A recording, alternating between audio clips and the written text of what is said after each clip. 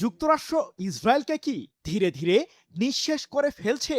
ইরানের সামরিক বাহিনী, অত্যাধুনিক যুদ্ধবিমান ও আত্মঘাতী ড্রোন কোনো কিছু দিয়েই ইরানকে ঘায়েলে সফল হচ্ছে না ইহুদিবাদীরা। কিন্তু ইরান কিভাবে যুক্তরাষ্ট্র ইসরায়েলের অত্যাধুনিক সমরাস্ত্রকে প্রতিহত করছে? মধ্যপ্রাচ্যে থাকা মার্কিন সামরিক ঘাঁটিগুলোকে সমূলে উৎখাত না করা পর্যন্ত এ লড়াই চালিয়ে যাওয়ার শপথ নিয়েছে ইরানের সামরিক বাহিনীর সদস্যরা। পশ্চিমা গবেষকদের দাবি, উত্তর কোরিয়ার দেওয়া মিসাইলের উপর ভর করেই যুদ্ধের ময়দানে ইহুদিবাদীদের বিরুদ্ধে উত্তাপ ছড়াচ্ছে ইরান। প্রশ্ন হলো, চলমান যুদ্ধে যুক্তরাষ্ট্র ইসরায়েলের বিরুদ্ধে লড়ে যেতে পর্যাপ্ত অস্ত্র আছে কি ইরানের সামরিক ভাণ্ডারে?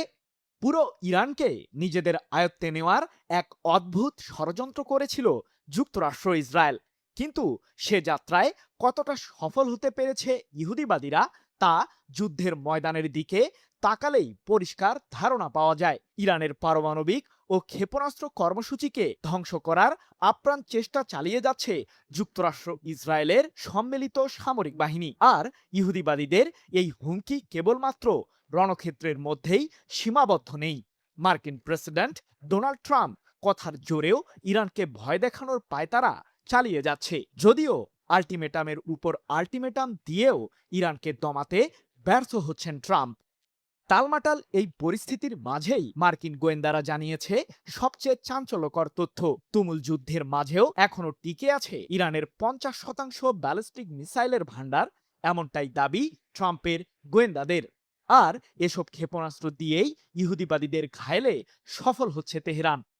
সম্প্রতি ইরানের সর্বোচ্চ প্রতিরক্ষা বাহিনী আইআরজিসি মার্কিন সামরিক বহরের 2টি অত্যাধুনিক যুদ্ধবিমানকে ভূপাতিত করার দাবি করেছে।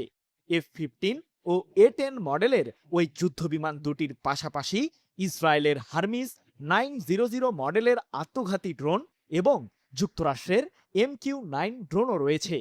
শুধুমাত্র ইহুদিবাদীদের অত্যাধুনিক সমরাস্ত্রকে ঘায়েল করার মধ্যেই সীমাবদ্ধ নেই ইরানের সামরিক বাহিনী।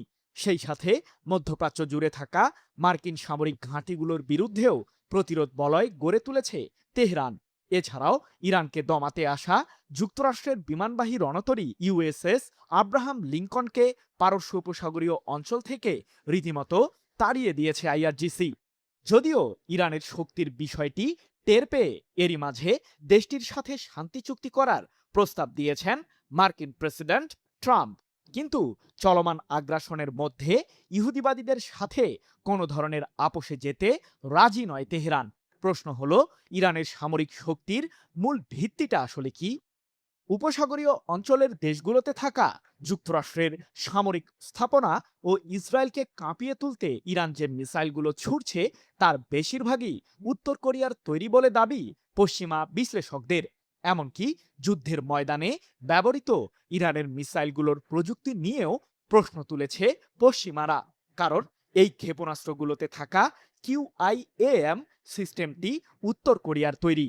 শুধু তাই নয়, ইরানের সামরিক বহরে থাকা শাহাব-3 মডেলের ক্ষেপণাস্ত্রটি উত্তর কোরিয়ার নোডং মিসাইলের প্রায় হুবহু নকল বলেও দাবি মার্কিনী সামরিক বিশ্লেষকদের। কি বুঝলেন ভাই? অনলি জেডাই চাই। তাই তো সমরবিদরা বলছেন, যুক্তরাষ্ট্র ইসরায়েলকে ধীরে ধীরে নিঃশেষ করার পরিকল্পনাতে বেশ এগিয়ে যাচ্ছে ইরান, যার মাধ্যমে পুরো মধ্যপ্রাচ্যে প্রভাব বিস্তারে সফল হবে তেহরান।